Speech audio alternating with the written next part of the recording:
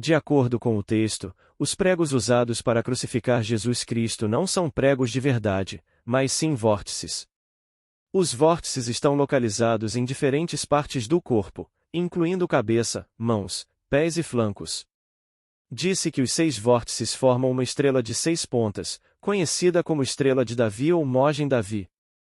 Ele explica que a crucificação não é o que o mundo acredita. Em vez disso, é a experiência mais estática que se pode imaginar, e os pregos são, na verdade, vórtices. O evento aconteceu no início dos tempos e a memória dele é descrita no capítulo 42 do livro dos Salmos. Ele explica que o ser que somos é o Cristo cósmico, que está pregado nas cruzes da humanidade. Isso é representado pela estrela de Davi de 6 pontas. O êxtase da experiência da crucificação é indescritível, mas depois disso, há um completo esquecimento, e viemos a este mundo pregados nessas cruzes. Entretanto, em um momento predestinado no tempo, nascemos do alto, e todo o estado se desenvolve dentro de nós, e então sabemos quem é Cristo. Agora, se eu lhe dissesse que, seja lá o que você crer, se persistir nisso, acontecerá, que todas as coisas são possíveis ao que crê, você acreditaria?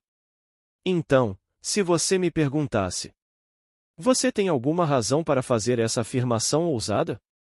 Se eu citasse as Escrituras e dissesse, estas são as palavras de Jesus Cristo, você poderia dizer, bem, afinal, este é Jesus Cristo, mas eu sou simplesmente John Brown, e não consigo me convencer de que, seja lá o que eu assuma que sou, se eu persistir nisso, se tornará realidade. Isso ocorre apenas porque você não sabe quem é Jesus Cristo. Jesus Cristo é a verdadeira identidade de cada homem. Diga, eu sou. Este é Jesus Cristo, este é Deus. Bem, o homem não acredita nisso. Ele dirá, bem, isso é ótimo para alguém que se chama Jesus Cristo, que é chamado Deus ou Filho de Deus, mas certamente não para mim. Bem, eu lhe digo, a verdadeira identidade de cada homem é Jesus Cristo. Agora, esta noite, quero mostrar a vocês quem Jesus Cristo realmente é. Eu disse, e falo sério, que estive na presença do Senhor ressuscitado, que Ele me abraçou e me incorporou ao seu ser. Isso foi em 1929. Ele era amor infinito. Mas quando olhei para Ele, vi-o como outro, e então, naquele momento, me tornei aquilo que contemplava. Eu estava realmente abraçado e realmente fundido com o corpo do Senhor vivo, o Senhor ressuscitado. Mas eu não conhecia Jesus Cristo. Vocês não o conhecem dessa forma. Eu o vi como outro, ele me abraçou e realmente me incorporou ao seu corpo, e eu era um com o Senhor ressuscitado. Mas somos informados nas Escrituras que ninguém jamais viu a Deus, o Filho unigênito, que está no seio do Pai, é quem o deu a conhecer. João 1 versículo 18. Bem, ver e conhecer são as mesmas palavras em grego, as mesmas palavras. Então, quando me dizem que ninguém jamais viu a Deus, eu poderia muito bem ter ouvido que ninguém jamais conheceu a Deus. Ninguém, exceto o Filho, que está no seio do Pai, o revelou. E isso é verdade. 30 anos depois, o Filho no seio do Pai o fez conhecido. Eu não percebi, quando fui incorporado ao corpo de Deus, que eu era Deus. 30 anos depois, quando o Filho, Davi, da fama bíblica, se rompeu dentro de mim enquanto eu explodia dentro de mim mesmo e ele se pôs diante de mim, não precisei perguntar nada. Ele me chamou de Pai. Bem, quer ele me chamasse de Pai ou não, eu soube instantaneamente quem ele era, quem eu era e qual era a relação entre Pai e Filho. Portanto, é preciso que o Filho me revele quem eu sou. Conversarei sobre o decreto do Senhor, disse Davi, e o Senhor me disse: Tu és meu filho, eu hoje te gerei. Salmo 2, 7. Pois bem, quando eu lia isso na escola quando criança, e quando eu lia na minha maturidade, e quando eu ouvia isso dito por outros, nunca me ocorreu que esse personagem das Escrituras, que supostamente viveu 2000 anos, bem, 1000 antes de Cristo, tivesse alguma relação comigo. Certamente não há relação de pai para filho. Então, é verdade, ninguém conhece, de fato conhece o Pai. Ninguém jamais viu Deus de fato até que o Filho, que está no seio do Pai, o faça conhecido. Somente quando dentro do seu próprio será uma explosão e Davi, em espírito, o chama de Pai, então você o sabe. Mesmo que antes disso você estivesse na presença do Cristo ressuscitado e ele lhe pedisse para nomear a coisa mais grandiosa do mundo e você a nomeasse, e amor. Então, ele o abraçou, o incorporou ao seu próprio ser, e você sentiu a fusão com Deus. Mas você não sabia que era ele, nem por um momento, até o Filho. Então é verdade, somente quando o Filho revela é que você realmente sabe quem você é. Então, as pessoas não conhecem Jesus Cristo. Elas dizem: bem, isso é ótimo para Jesus Cristo. Mas eu estou dizendo a vocês, por experiência própria, que Jesus Cristo é a verdadeira identidade de cada homem. Digam eu sou. Êxodo 3, 14, esse é Jesus Cristo, esse é o Senhor Jeová, esse é Deus. Não há outro Deus, não há outro Salvador. Vocês saíram de si mesmos. Todos esses procederam do corpo do Senhor Jesus Cristo. E todos os seres retornarão, tendo completado sua jornada, ao único corpo, o Senhor Jesus Cristo, que é o único Espírito, o único Senhor, o único Deus e Pai de todos. Portanto, todos estão retornando, mas não retornarão até que essa experiência aconteça dentro deles. Agora, deixe-me explicar desta forma. No final do capítulo 7 de Lucas, é dito que ele perdoou os pecados de uma mulher, e aqueles que estavam sentados à mesa com ele perguntaram: quem é este que perdoa pecados? Então entramos neste pequeno drama, e o drama é este. Ele foi de cidade em cidade, de aldeia em aldeia, ensinando e levando as boas novas do reino de Deus. Estavam com ele 3 mulheres, Maria Madalena, Joana e Susana, e elas o sustentavam com seus bens. Bem, quando você ler estas palavras, e se não estiver ciente deste grande mistério das Escrituras, bem, então, chegará à mesma conclusão que todos os estudiosos. Porque aqui está o grupo mais erudito de estudiosos hoje, porque eles estão se baseando em todos os estudiosos do passado, e nestes 12 volumes da grande Bíblia dos intérpretes, esses estudiosos fizeram esta observação. E está a exegese, que consiste simplesmente em desmembrar as palavras e tentar chegar a algum entendimento delas. É o que dizem. Que Jesus não dependia de hospitalidade casual, mas era sustentado por mulheres ricas, com seus recursos. Dá para acreditar nisso. Alguém que dirá a você, a mim, a todos: tudo o que você deseja, creia que já recebeu, e você dependerá de outro? Tudo é possível ao que crê. Agora, estou citando com precisão a Bíblia dos intérpretes, considerada a obra mais acadêmica até o momento, porque eles têm como pano de fundo esses 150 homens que a trouxeram. Eles têm uma enorme variedade de obras acadêmicas e as pesquisaram, examinaram-nas com um pente fino e, no entanto, chegam a isso. Por quê? Porque não experimentaram Jesus Cristo.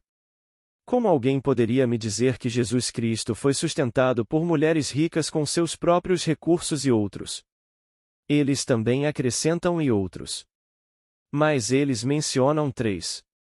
Eles mencionam Maria Madalena, Joana e Susana. Não tem nada a ver com quaisquer 3 mulheres ricas. Essas são as personagens eternas, pois elas ainda estavam presentes no túmulo vazio. Não Susana, ela só aparece uma vez, e então outra Maria toma seu lugar. Assim, eles foram ao túmulo e viram o túmulo vazio, contaram o que tinham visto e relataram sua própria experiência. Mas aqueles que ouviram, e os apóstolos são os que ouviram, disseram que lhes pareceu uma história inútil e não acreditaram.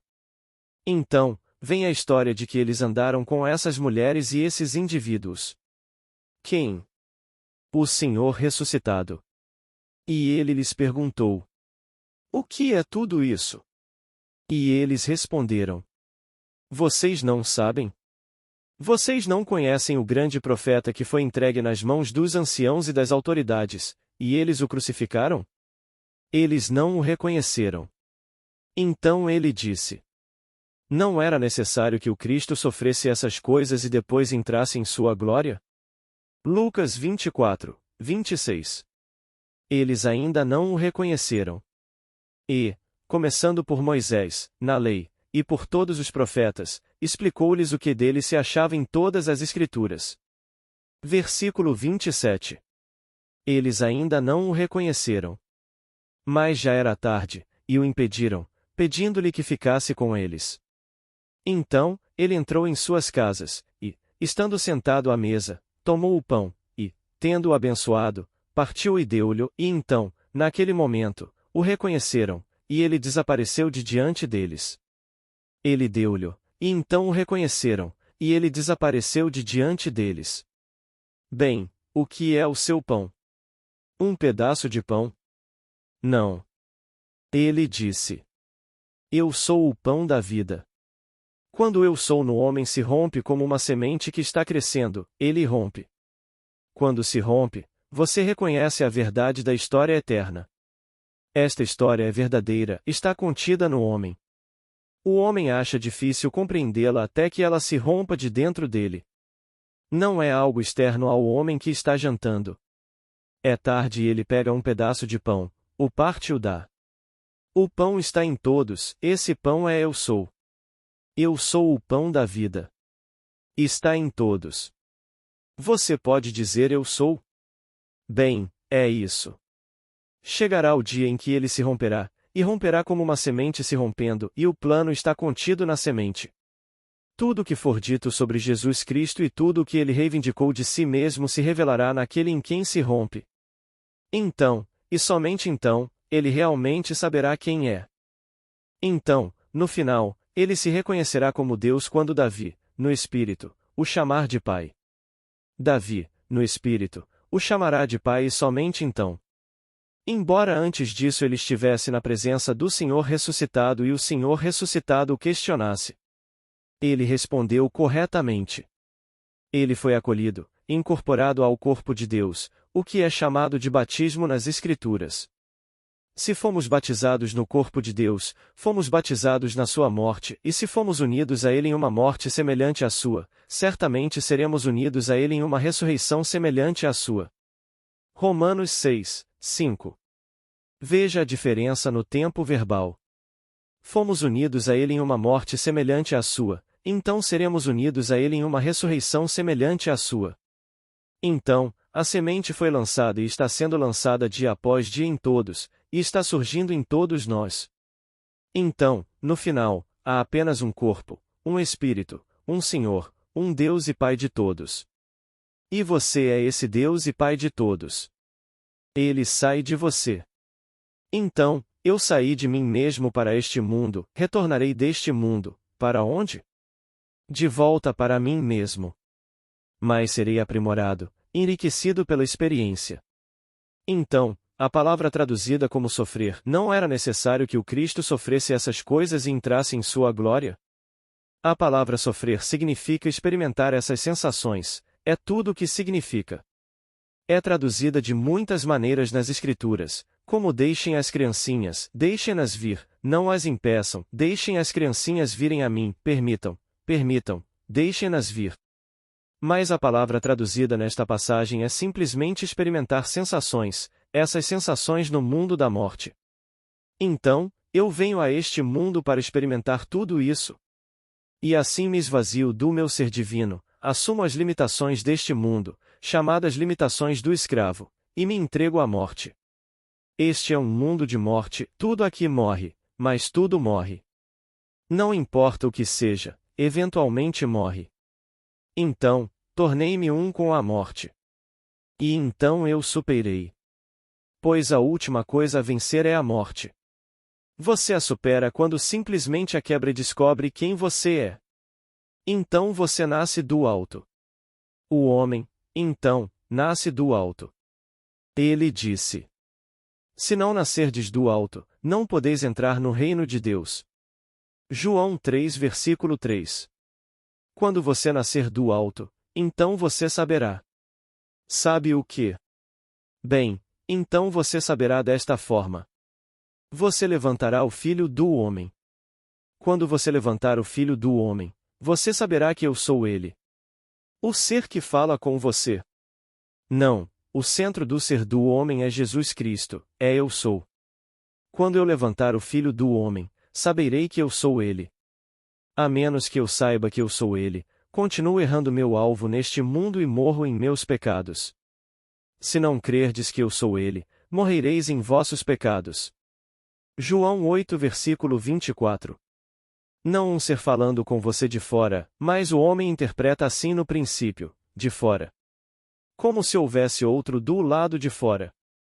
Agora, tudo o que foi dito sobre ele eu devo cumprir e você deve cumprir individualmente, não coletivamente, mas individualmente, porque você é único. Não há ninguém como você. Você não pode ser substituído no reino de Deus. Então, quando me é dito no capítulo 14 de João: na casa de meu pai há muitas moradas, se não fosse assim, eu vos teria dito que vou preparar-vos lugar? E, quando eu for e vos preparar lugar, virei outra vez e vos levarei para mim mesmo, para que onde eu estou estejais vós também. Versículo 2. Agora parecia uma história à toa. Agora, como essas mulheres são mencionadas na história? Estou me dirigindo a todas, mas as chamo de minhas testemunhas nas Escrituras. Vocês serão minhas testemunhas e eu os levarei para a casa do Pai, uma casa com muitas moradas, muitos cômodos. Então, vocês a descreverão quando a experimentarem como espaçosa. Vocês a descreverão como o edifício mais espaçoso construído por seu Pai. E eu os levarei diretamente para a casa do Pai. Vocês me verão e entenderão a palavra instantaneamente, como Sharon fez. Eu disse: meu nome é Sexta-feira. Ela soube instantaneamente o significado da palavra e disse: oh, isso significa ó meu querido, que nas Escrituras significa aquele a quem eles realmente traspassaram, como nos é dito no capítulo 12, versículo 10 de Zacarias. Oh, isso significa eles olharão para mim. Agora, o pronome é em hebraico, não é ele. Mas é traduzido como ele na Bíblia para dar sentido. Não é ele, o pronome sou eu. Eles olharão para mim, a quem traspassaram, e chorarão por mim como quem chora por um filho único. E então você concorda. Isso mesmo.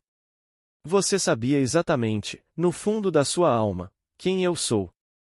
Mas você ainda não sabe, ainda não, porque está me vendo e me ouvindo como um outro além de você. Eu o trouxe para a casa do Pai, não posso levá-lo mais longe. Se eu o trouxer para a casa do Pai, então você deve encontrar o Pai. Você não pode encontrar o Pai olhando para mim. Mas quando você me viu, viu o Pai, mas eu não sou o Pai quando você olha para mim. Você encontrará o Pai somente quando o Filho unigênito do Pai, Davi, estiver em sua presença e o chamar de Pai. Mas eu o levarei para a casa do Pai.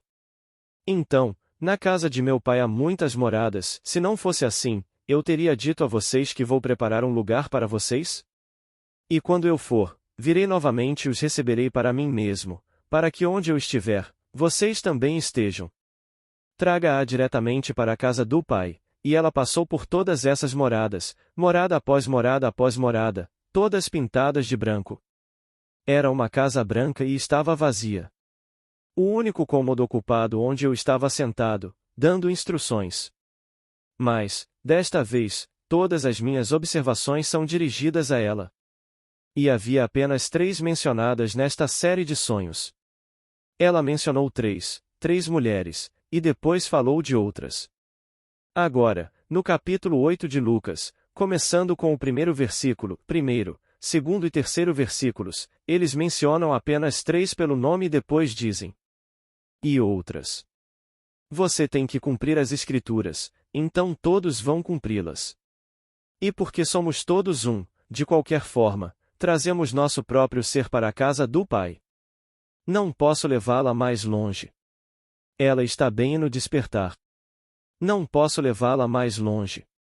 Ela entrou direto na casa. Era adjacente aonde o Pai estava, mas ele era invisível. Ele é sempre invisível porque ela mesma é o Pai. Chegará o dia em que ela saberá que é o Pai. Portanto, todo o vasto mundo deve experimentar as Escrituras, e as Escrituras são simplesmente a história contada no Novo Testamento sobre Jesus Cristo. O Antigo Testamento é simplesmente um projeto profético, o Novo Testamento interpreta essa profecia. É um prenúncio.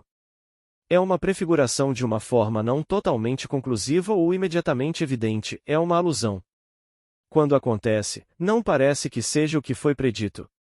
Mas é agora que acontece em você, o nascimento, a descoberta do Filho revelando-o como Pai, o romper do templo do seu próprio corpo, a descoberta do Espírito Santo descendo sobre você em forma corpórea como uma pomba, e tudo acontece dessa maneira maravilhosa, e você é Jesus Cristo. Não saia por aí se gabando disso. Porque o mundo vai insinuar que você vai cortar sua garganta novamente.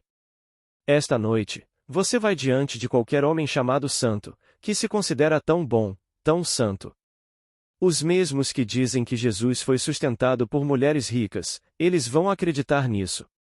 E posso lhe dizer, na minha profissão, há milhares e milhares de homens e mulheres que apontam para esta passagem nas Escrituras e então obtêm apoio de mulheres ricas. Eles realmente acreditarão que estão fazendo a obra de Deus, enquanto aqui fora esses falsos profetas os estão ordenhando como você ordenha vacas. O homem que poderia dizer tudo o que você deseja, creia que já recebeu dependeria então de mulheres ricas para seu sustento? Posso dizer que já passei por muitas coisas. Recebi ofertas de todos os tipos, diamantes, joias, dinheiro, todos os tipos, meu aluguel pago por 5 anos seguidos, e todas as vezes eu disse: não, obrigado, viverei ou morrerei pelo que ensino. Fique com seu dinheiro e com seus anéis. Eles me trazem todas essas coisas. Nunca aceitei um anel, nem uma moeda, pelo meu aluguel. Pagarei com tudo o que tenho, mas não de você. Mas eles dizem: afinal, isso é prática comum. Eu disse: se é prática comum, eu não sou comum. Vá para outro lugar. Não estou no mercado para o que você está oferecendo. Então, aqui estou eu dizendo a você, está nas Escrituras, mas um mal-entendido das Escrituras é a coisa mais estranha do mundo. Então, quando os maiores estudiosos interpretam dessa forma, você não pode culpar a plebe por dar uma interpretação semelhante àquela passagem. Que ele dependia das mulheres ricas para seu sustento. Mas está lá no 3º versículo do 8º capítulo do livro de Lucas. Mas eu lhes digo. Então, quem são elas, aquelas que me apoiaram? As mulheres que terão uma experiência como a de Sharon e que me escreverão aquela carta. Apenas uma em cada 10 o fará. Não eram 10 entre vocês? Perguntou ela. E 9 não voltaram para verificar a lei que ele ensina. Lucas 17 versículo 17. Então, uma delas volta e pergunta: não eram 10? Então, ela escreve sua experiência para apoiar minha afirmação de que preciso ter provas e confirmação de que tudo o que é dito sobre Jesus Cristo nas Escrituras deve ser experimentado por mim. Cristo não deveria sofrer essas coisas, não deveria experimentar essas sensações, essas emoções, e então entrar em sua glória? Então, eu preciso ter. Bem, se 10 tiveram uma experiência semelhante, tudo bem, então 9 não voltarão. 1 voltará. Então, ela trouxe de volta. Minha amiga Grace Griffith, ela trouxe a dela de volta, quando, nas profundezas daquele momento, olhando para a TV, ela simplesmente fechou os olhos e disse: preciso me lembrar do que Neville disse. Preciso me lembrar do que Neville disse. Jack disse: o que ele disse?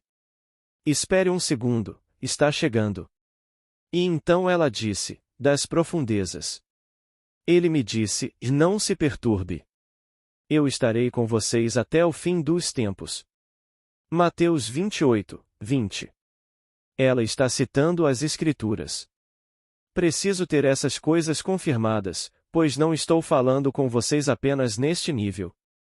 Sharon me encontrou em outros níveis, e vai de cidade em cidade, de aldeia em aldeia. Bem, começou assim, todas as cidades e aldeias. Vocês estão falando em todos esses lugares. Enquanto vocês falam em todos esses lugares, eu cheguei a um lugar e era este campus adorável e maravilhoso. E aqui está um jovem solteiro, ele está ansioso, ele precisa te ver, então ele se senta ao seu lado e te ama. Eu pude perceber pela atitude dele que ele te ama, então ele está apaixonado por você enquanto você explica a ele todos os mistérios da palavra de Deus. E eu o ouço. Agora, o tempo todo ela não me encontra dirigindo nenhum pensamento a ela. Ela vai a todos esses lugares, até mesmo a este com o jovem rapaz, mas no final, quando eu a levo para a casa do pai, todas as minhas observações são para ela. E o que eu digo a ela? Eu simplesmente, além do que ela ouviu. Agora, ouça estas palavras. E não ardia o nosso coração quando ele nos abriu as Escrituras? Lucas 24 versículo 32. Ora, em todas essas experiências de Sharon, ela falava apenas sobre as Escrituras. Ela usou, em sua carta para mim. Meu coração explodiu, começou a se partir de emoção. Tudo o que você disse estava simplesmente partindo meu coração de emoção e, no final, ela mal conseguia se conter. Não ardia o nosso coração quando ele nos abriu as Escrituras? O que mais existe neste mundo? Se você ler o Jornal da Manhã com atenção e tiver alguma lembrança que vá além de, digamos, um mês, suponha que sua memória remonte a, digamos, 6 meses, que sorte a sua, você conhece as contradições? Ora, você pega o que você e eu admiramos neste mundo, a profissão médica. Se você ler o jornal desta manhã e se lembrar do que o mesmo que escreveu algo há cerca de 1 ano sobre a mesma condição do coração humano, é uma completa contradição. Mas veja, ele está apenas citando o que outro médico disse. Bem, se há 1 milhão de médicos no mundo, você sabia que há 1 milhão de tratamentos diferentes para a mesma doença? Eles são mais modernos do que a indústria do vestuário. Eles mudam de moda mês após mês. Mas uma coisa que não muda é a palavra de Deus. Ela é para sempre. Então, quando isso acontece com você e você nasce do alto, tudo o que é dito sobre ele você vai experimentar. Agora ouça estas palavras: que eu sou de cima, vocês são de baixo, vocês são deste mundo, eu não sou deste mundo. João 8, 23. Agora, como você pode dizer que isso é secular? Ele lhe diz que não é deste mundo.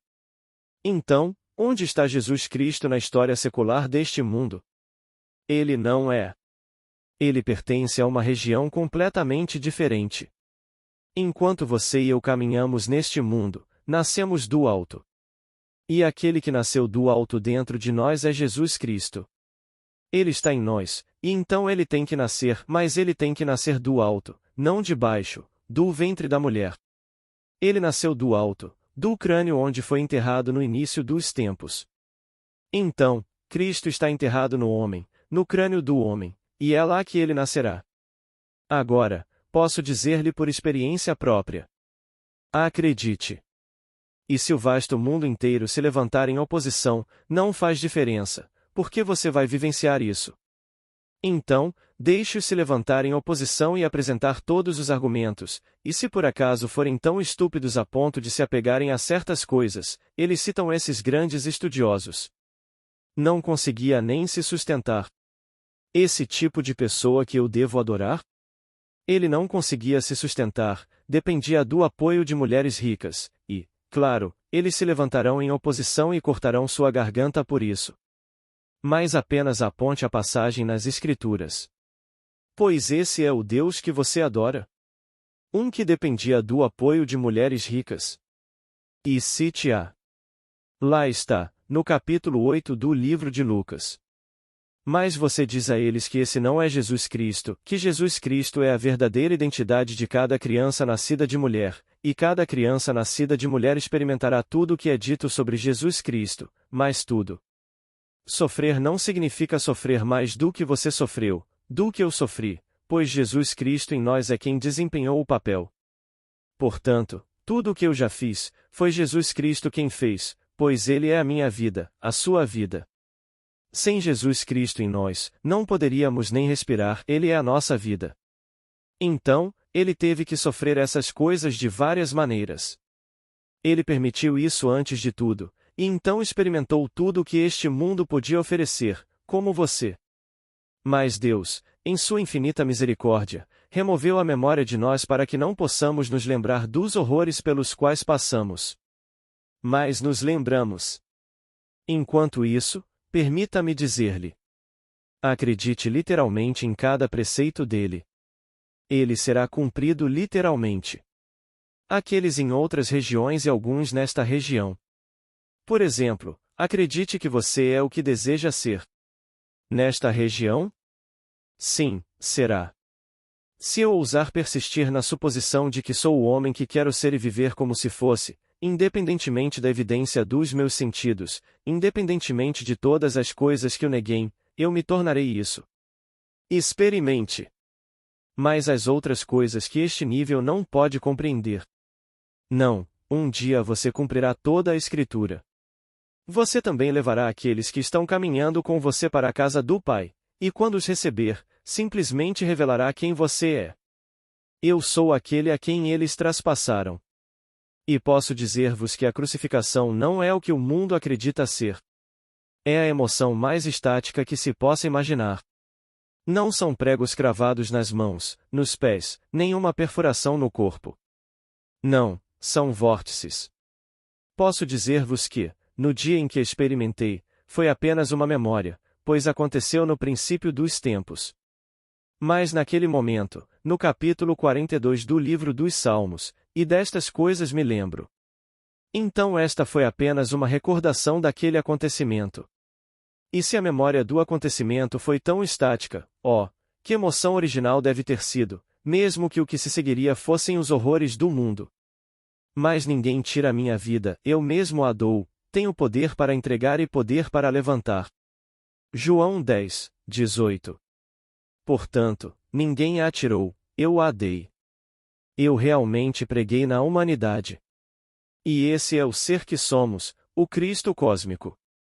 Quando essas coisas realmente nos pregam, são vórtices, um vórtice aqui aponta para a cabeça, as mãos e o lado, vórtice aqui, vórtice aqui, vórtice aqui e vórtices, as solas dos pés.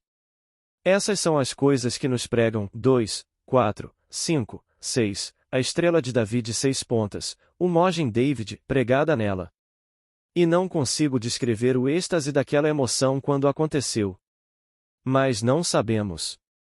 Depois disso é um completo esquecimento, e então viemos a este mundo pregados nestas cruzes. Então, em um momento no tempo, nenhum momento antes, nenhum momento depois, nascemos do alto, e todo o estado predestinado se desdobra dentro de nós e então sabemos quem é Cristo.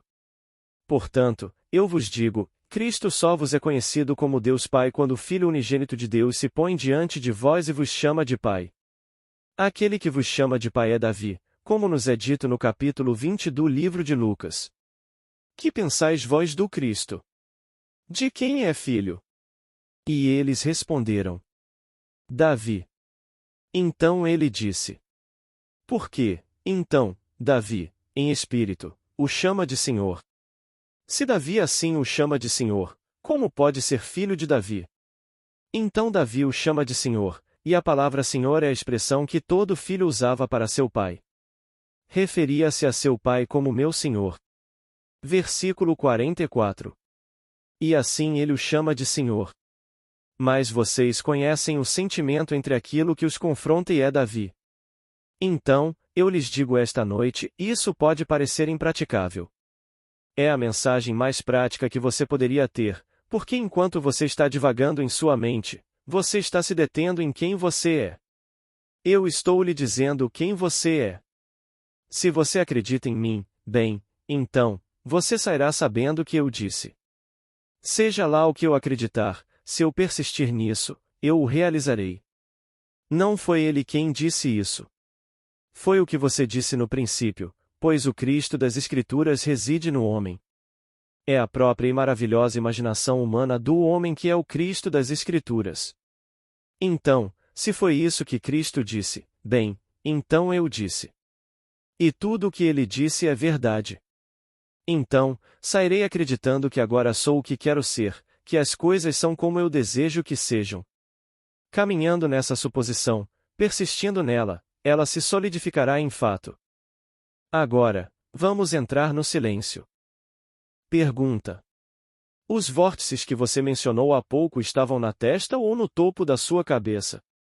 Resposta: não, a cabeça. Toda a cabeça se torna um vórtice, toda a cabeça. As mãos são vórtices, os pés são vórtices, o lado direito é um vórtice e a cabeça. Mas isso aconteceu no princípio dos tempos. Ele nos escolheu nele desde o princípio do mundo, antes de serem lançados os fundamentos. Efésios 1, 4. Esse é o único Cristo cósmico, o poder criador de Deus, pois Cristo é o poder de Deus e a sabedoria de Deus. 1 Coríntios 1 versículo 24. Para se expandir, precisa se contrair, e essa é a contração do poder de Deus. Então, a humanidade assumiu. Mas cada um é único em si mesmo, a cabeça, as mãos, o lado e as solas dos pés. E é a alegria mais estática do mundo, mas isso era apenas uma lembrança. Foi quando eu conduzi esta tropa em procissão até a casa de Deus, como nos diz o Salmo 42. Fui com elas na procissão e estavam todas alegres e felizes. Madalena é a feliz, a alegre, cheia de vida, essa é Madalena. Susana, ela é chamada de lírio, como narra o Cântico dos Cânticos, o lírio dos vales. Aqui está Susana. A história de Susana já fez parte da Bíblia, mas os antigos pais a apagaram porque lançava uma sombra sobre eles. Ela foi acusada de prostituição por 2 anciãos da igreja. Então, já fez parte do livro de Daniel. E ela foi levada perante o tribunal, acusada de prostituição por 2 anciãos, e ficou provado que, por ela ter resistido às investidas deles, eles a acusaram de prostituição. Então Daniel julgou o caso e pediu aos 2, separadamente, que nomeassem a árvore sob a qual os eventos ocorreram, e eles nomearam árvores diferentes. E assim, como consta no capítulo 19 de Deuteronômio, que isso seja feito àqueles que fizeram a acusação se a acusação não for sustentada. Então a lei dizia que ela deveria ser apedrejada até a morte, portanto, eles foram apedrejados até a morte. Os apócrifos, história de Susana. Isso fazia parte das Escrituras, mas os anciãos. Como fazem até hoje, se isso for lançar alguma sombra sobre sua própria suposta santidade estúpida? Eles não percebem que santidade não é passagem para o céu, absolutamente nenhuma. O que é santidade? Toda essa bobagem sobre santidade, quem vai me descrever?